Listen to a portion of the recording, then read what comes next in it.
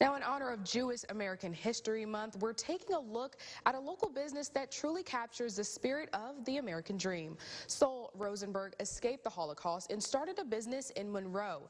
NBC 10's Anna McAllister brings us the story of survival through the eyes of his son.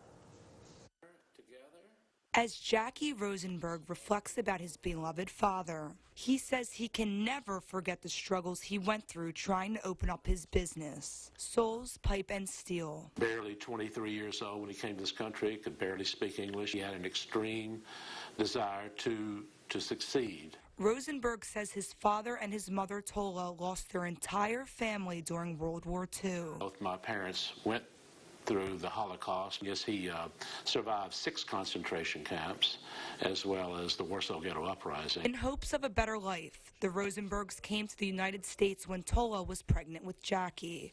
My parents, when they came to America, did not want their children to be disturbed by what they went through, and they raised us as normal children. Working tirelessly, Sol worked at a furniture factory before turning to the used scrap metal business. Started out on his own in roughly the late 50s as scrap and used pipe. We evolved our business into not only a full-service center steel business, but a manufacturer of large diameter pipe. Rosenberg says his family's business is truly a rags to riches story. But he says his father would want people to remember the importance of the Holocaust above all else.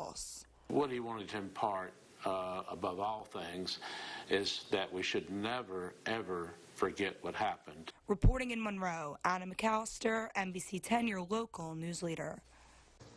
The once small business now has 100 employees and sits on 50 acres of land just outside of the Monroe Airport. And Sol's Pipe and Steel provides materials across the nation.